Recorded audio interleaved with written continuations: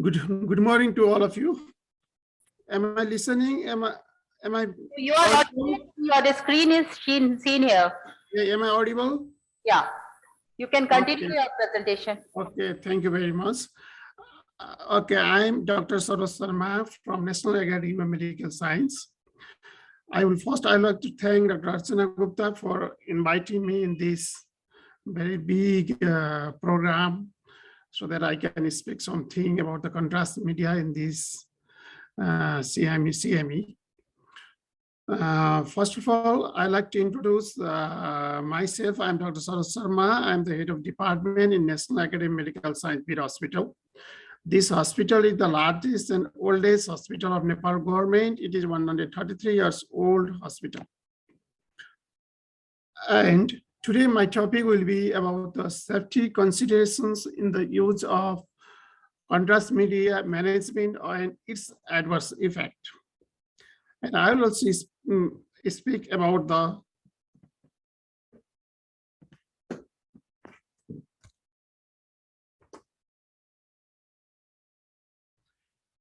main contents of my presentation will be about the contrast media introduction and about the how safe is the contrast media, adverse reactions of the contrast media, how to manage the contrast media reactions, and some studies done in national and international about the isosmolar contrast media versus low osmolar contrast media. So that the participants must learn at the end about how to identify patients at increased risks for adverse reactions to contrast media, assess the common clinical features of adverse reaction to contrast media, evaluate the patient and its treatment. This will also be able to apply what are the preventive measures that we have to take before giving the contrast media to the patient. We must know the definition of contrast media. Contrast media are the substance that we use so that we can delineate the margin between the area of interest and the surrounding structures. So there must be some properties of contrast media. The contrast media should be easy to administer. They should be non-toxic. They are stable compound. It should be concentrated in the area of the desired area. It can be rapidly eliminated when it is necessary. It should not be carcinogenic. And the viscosity for administration should be appropriate. It must be tolerated by the patient. It must be cost effective. These are the properties of contrast media. About why we must know about the contrast media, because about 80 million CT scans and 40 million MRI is done worldwide in a year. Of these, 50% uses the contrast media. So we must know about all detail about the contrast media. Mainly my presentation will focus on the iodine-based contrast media. However, there will be short introduction about the MRI contrast and ultrasound contrast media. In positive, what is classification of what is positive contrast media? If we give the contrast media, after giving the contrast, if the organ of the structure is more opaque, that is more white than the surrounding structure, they are the positive contrast media. If after giving the contrast media, the area appears black, then the surrounding structure, it is negative contrast media. There are some examples of the contrast media which are positive. They are the iodine-based contrast media are positive. Water insoluble non-iodine-based barium sulfate is a positive contrast media. Next is gadolinium is a positive contrast media. Less opaque, that is negative contrast media are carbon dioxide, oxygen, air, water, they are the negative contrast media. Now we must classify iodinated contrast media. There are two ways of classification of the iodine-based contrast media. One is either it is ionic or non-ionic. On the basis of ionic and non-ionic, we are dividing into ionic contrast media and non-ionic iodinated contrast media. Among ionic, there may be monomers, there may be dimers. Among non-ionic, it may be monomers or it may be dimers. And water soluble, it is iodine-based contrast media is, as I talked already, they are the water soluble contrast media. They are chemically 2,4,6 triiodobenzene. On a clinical basis, we classify iodine contrast media into high osmolar contrast media, low osmolar contrast media, and iso-osmolar contrast media. What does iso-osmolar contrast media mean? Our blood serum plasma contain the osmolality of around 300 milliosmol per kg. If the contrast media has around 300 osmolality of the contrast media, then they are isoosmolar. If it is around 500 to 800 milliosmol per kg, they are the low osmolar contrast media, and high osmolar contrast media means they have osmolality around 1500 milliosmol per kg body weight. So I have classified on clinical, I have given here the clinical classification of iodine contrast media. High osmolar contrast media, as I talked, they have the osmolality more than 1500 milliosmol per kg. And the low osmolar contrast media can be ionic or can be non-ionic. Ionic low osmolar contrast media has the osmolality of 500 to 800. Similarly, non-ionic monomer low osmolar contrast media has osmolality of 500 to 800. And non-ionic dimer, their iso-osmolar contrast media has osmolality of around 290 to 300 milliosmol. Why it is important? Why clinical classification of iodine contrast media is important is that high osmolar contrast media have more reactions, more complications than lower osmolar contrast media. Example of high osmolar contrast media is ditriazole salt. We commonly use urography and gastrography. They are high osmolar contrast media. Whereas low osmolar contrast media, that's ionic hydroxylic acid, and low osmolar contrast media, that is non-ionic, it's ihexyl, iobromide, iopamidone. We commonly use this monomer LOCM as our as a company brand as Omnipac and UltraBeast. This Omnipac UltraBeast has LOCM, has lower reaction than HOCM. We must know about this LOCM. And in dimer iodexano is the dimer non-ionic contrast media that we use. Similar, I have classified gadolinium-based contrast agents that are used in MRI. They are also classified in linear and macrocyclic, ionic, non-ionic. In ionic linear, we are using Magnavist, and non-ionic, we are using Omniscan. These two compounds are linear gadolinium-based contrast. Next is macrocyclic contrast, can be ionic and non-ionic again, and they are also classified into ionic and non-ionic.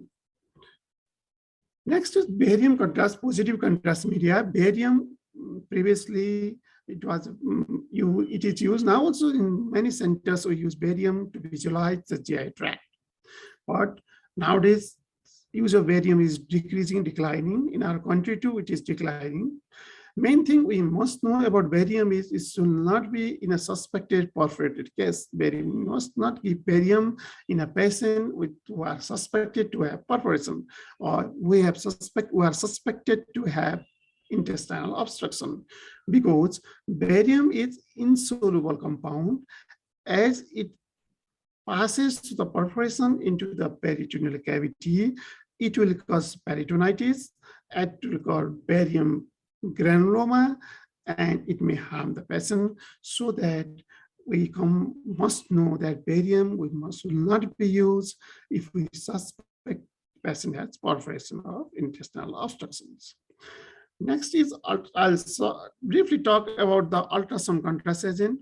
Ultrasound contrast agents are recently used. They are very costly. They are mainly used to visualize the tumor, so the vascularity in the tumor. There are some characteristics of the contrast media. This will be easily introduced in the vascular system. This will be stable for the duration of diagnostic examination. This will have low toxicity.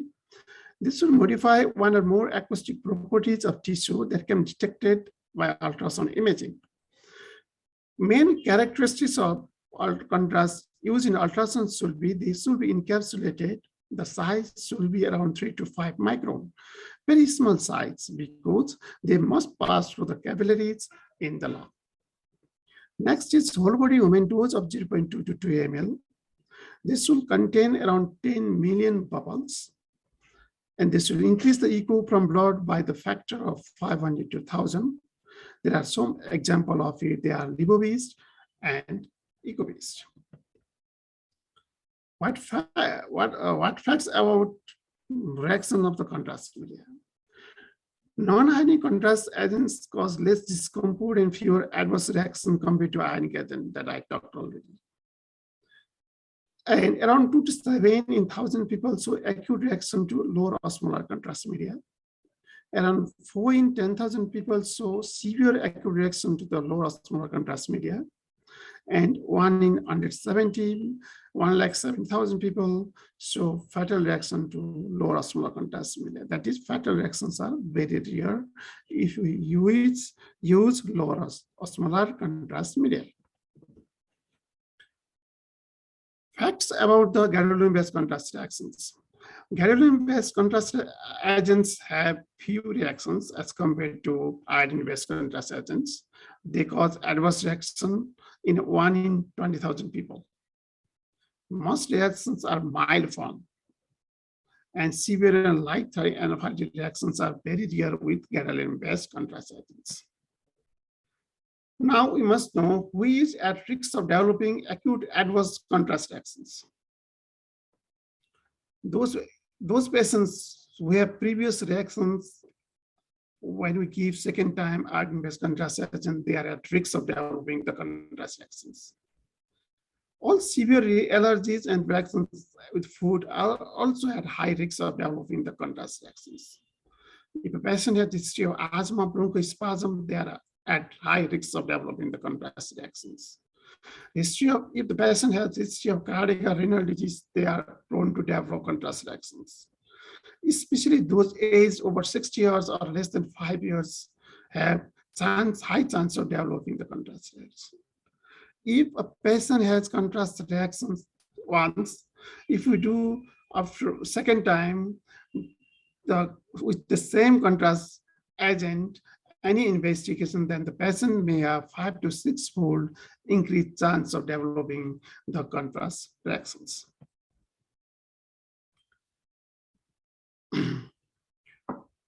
Now we must know how important is serum creatinine level while doing investigations with contrast agent.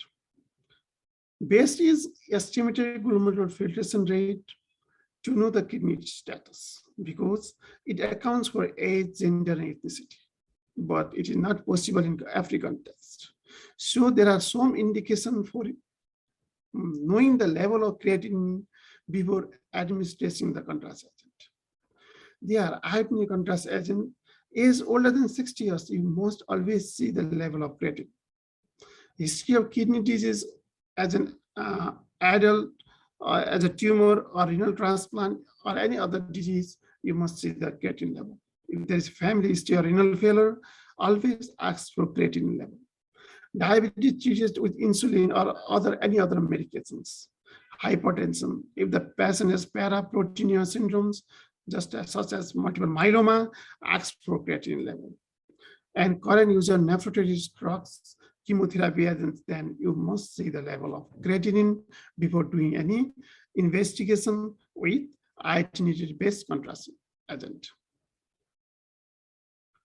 Mechanism of acute reactions is not clearly known, but there are 2 types of reactions due to iodine contrast agents. One is idiosyncratic, next is non-idiosyncratic.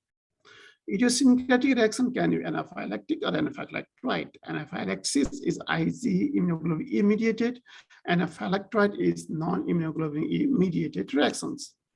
Next is chemotoxis of physiological is non-idiosyncratic reactions. We can see in coming slides.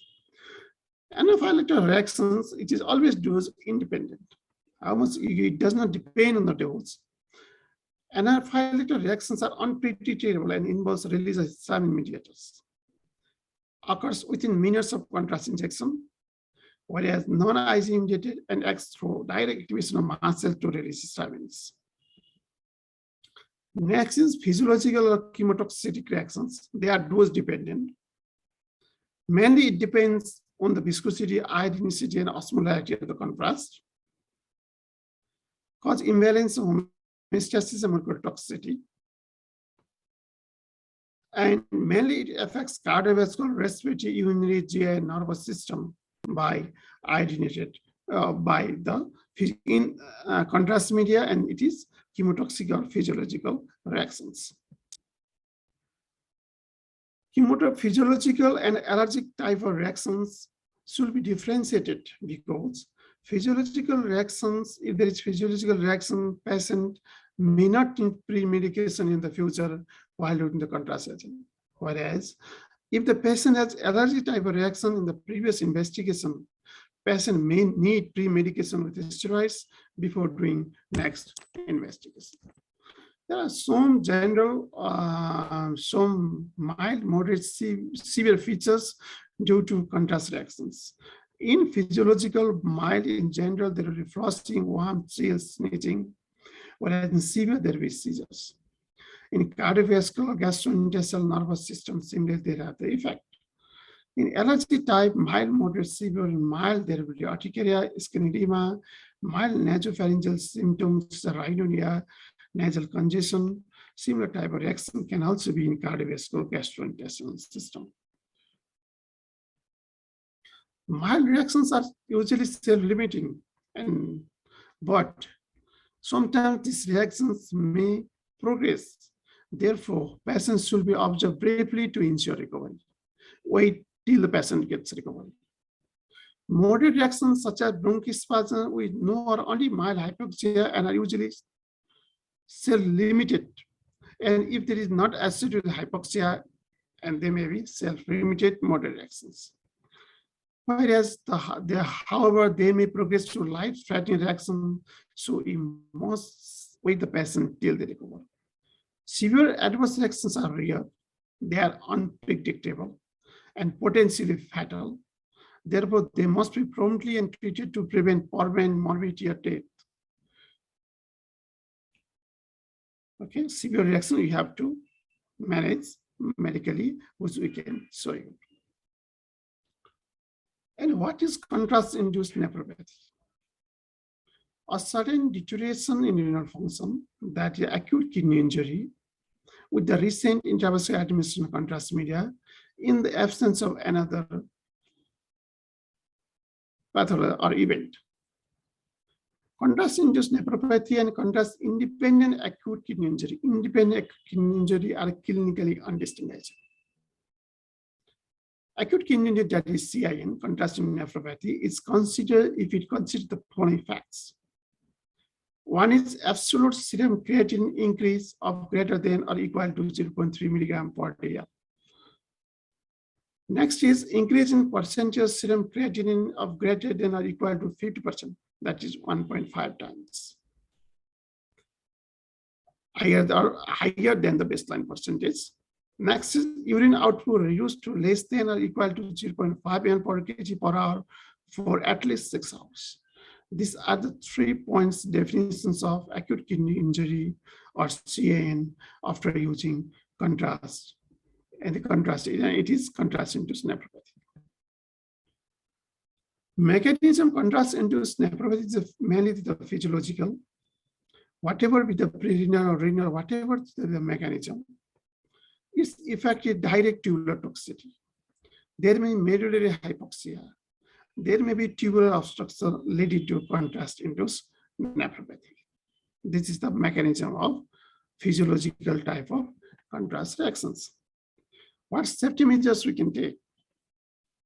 Most reactions occur within first hour of contrast injection, but some may occur after 1 hour to 1 week. Delayed reactions are more common in young adults, women, and patients with previous allergy reactions. Prompt dialysis, very important, should be opted after contrast injection if the patient is already on dialysis. Enough hydration before after contrast administration is the most. Iodine contrast media can be slightly warm to 37 degrees centigrade at the body temperature for better effect and decrease the complications.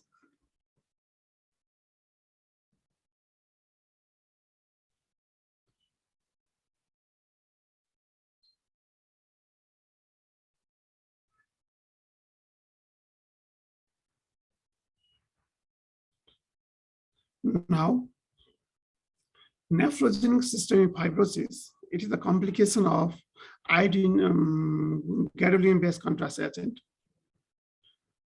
They occur with GBCA having severe chronic acute in a patient with severe chronic or acute renal failure. Gadolinium dissociates from its cigarettes and bind to the alliance in the body and gets precipitated in tissue, causing fibrotic manifestations. Mainly that gadolinium nephrogenic fibrosis mainly affect the skin. Other include lungs, pleura, skeletal muscle, heart, parenchyma, and kidneys. We can divide the gadolinium-based contrast agent into three groups on the basis of its risk factors. High risk agents are gadolinium and gadopentylated dimeglobin, magnavist, and omniscan. In group 2, intermediate risk agents, and grade 3, we keep low risk agents. How to reduce the risk for NSF? First, you identify the patient at risk. Those dependent on dialysis with severe chronic renal failure without dialysis or with acute renal failure. Consider alternative diagnostic studies are CT scan, ultrasonography. Avoid use of GBCA whenever possible. We have to use low dose as possible.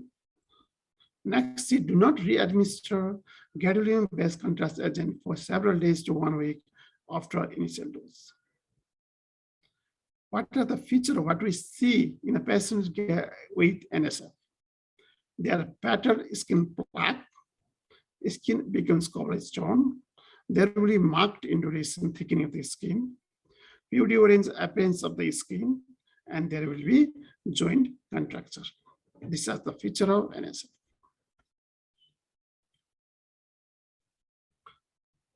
We must know something about the pre-medications. Oral pre-medications in a patient with allergy suspected to have allergy, we must give the pre-medication. Oral pre-medication is better than IV pre-medications because of its lower cost, it is more convenience, and greater evidence that is supporting the literature. 12 or 13 hours oral pre-medication may be considered in the following settings. In an outpatient, we can give with a prior allergic like unknown type contrast reactions to the same class of contrast medium. In the emergency department, also we can give oral pre-medications in the emergency department in patients if delaying for 12 to 13 hours for oral pre-medication does not delay other treatment decisions, then we have to go for oral pre-medications. We have to give accelerated or IV pre-medication in an outpatient if patient has come for investigation without taking oral pre-medication and his time cannot be rescheduled for the next day. Then we have to give accelerated IV pre-medication. Next is in university department or inpatient, we have to give pre-medication in the form of IV if when we delay the if for oral medication, then in such case there will be adverse effect to the patient due to delay of the treatment decision. So that in such a case also we give IV pre-medications. What are the corticosteroids used in pre-medications? They are hydrocortisone, prednisolone, methylprednisolone, and dexamethasone. Dexamethasone is a long-acting, most potent drug corticosteroids, whereas hydrocortisone is lispoten, and short-acting corticosteroid. What are the elective pre-medications? 12 or 13 hours oral pre-medication. They are prednisolone-based.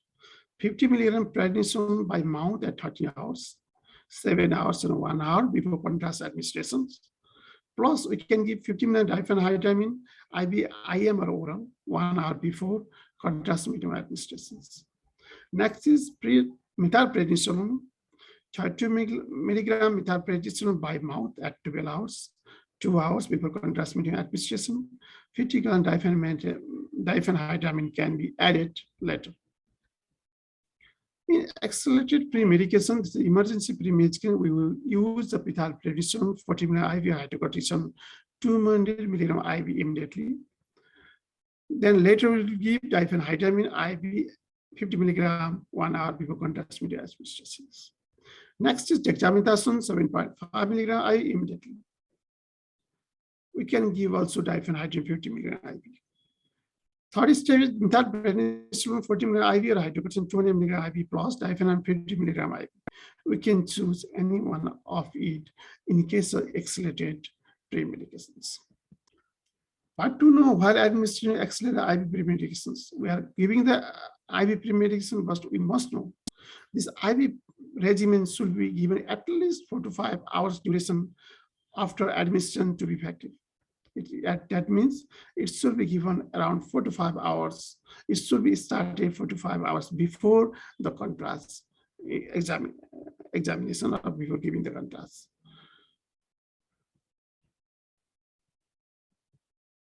What are the drugs that we have to keep in our emergency department while in our emergency tray in our investigation room? They are oxygen. We have to keep the oxygen either in cylinder form or in the pipe form. There must be antihistamine. In the epinephrine IV or IM, the dose varies. Atropine IV 0.6 milligram to 1 milligram slow infusion form. We have to keep beta agonist inhaler. There must be labetalol. Nitroglycerin. We must have normal saline or inner lactate solution, and we must have diazepam as anticonvulsants. These are some contrast reactions and the drugs that we use for the treatment. In acute non-renal hypersensitivity reactions, hydrocortisones we can give. If the laryngeal edema, we have to give nephrine IV or IM. If there is a hypotension with only hypotension, there will be linear lactate. If there is a hypotension with bradycardia, we have to use atropine. If there is hypotension with tachycardia, we have to give epinephrine. In hypertensive crisis, we use the labetalol. In pulmonary edema, will elevate the heart rate, we will give the furosemide. Similarly, in seizure, there will be diazepam, and hypoglycemia will use dextrose. In pregnancy and lactative patients, ITT contrast media across human placenta, but till date we have not found any teratogenic effect. Only a small percent of iodinated and gadolinium-based contrast as an excrete in breast milk, but it is better to assess risk versus benefit before giving contrast medium to pregnant and lactating women. It is also better to stop breastfeeding for 12 to 24 hours after contrast administrations. And we must know something about the use of metformin while giving the contrast media. Metformin is oral anti-hyperglycemic drug. There are 3 categories of using the metformin. Category 1, category 2, category 3. Here we must learn that. If the normal renal function, if the patient has normal renal function with no known comorbidities, then there is no reason to discontinue metformin. In category 2, normal renal function with known comorbidities, patient has hypertension or other cardiovascular disease or other comorbidities, then we have to stop metformin for 48 hours. After the investigations, if the patient is stable and there is no integral risk factors for renal damage, we can start metformin after 14 hours. But in category 3, patient has renal dysfunction, then we must stop metformin for 48 hours, and we can restart the metformin only if repeat kidney function test or renal function test is normal. In category 1 and 2, renal function is normal. In category 1, renal function is normal. There is no comorbidities, no need to stop metformin. Category 2, normal renal function with comorbidities, we have to stop metformin 48 hours. After that, if the patient is stable and there is no any risk factor to damage the kidney, we can start the metformin. In category 3, there is always renal dysfunction. We have to start the metformin, and we can only repeat the metformin after the renal function test is normal.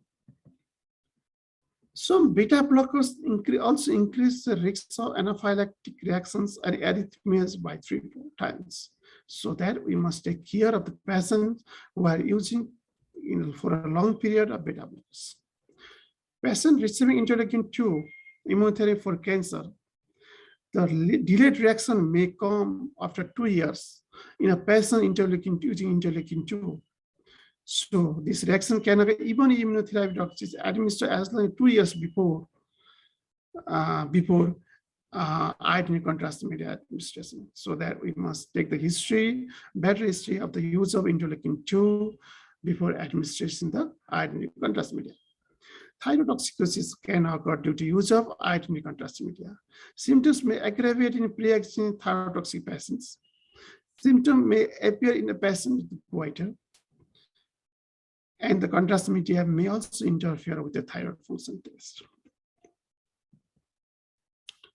There are some neurotoxicity due to iodine contrast media, especially high osmolar contrast media. There can be convulsions.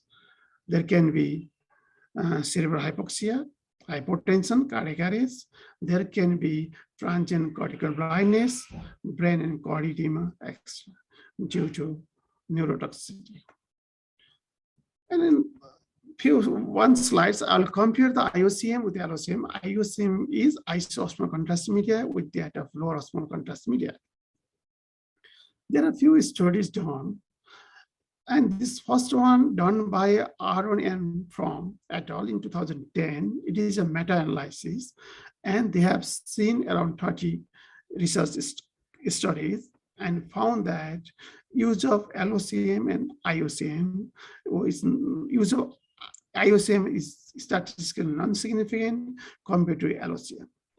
Second study was done in 2021, CFO, in December 2021, December, in different outcomes between isoosmolar and low osmolar contrast media in myocardial infarction with renal impairment.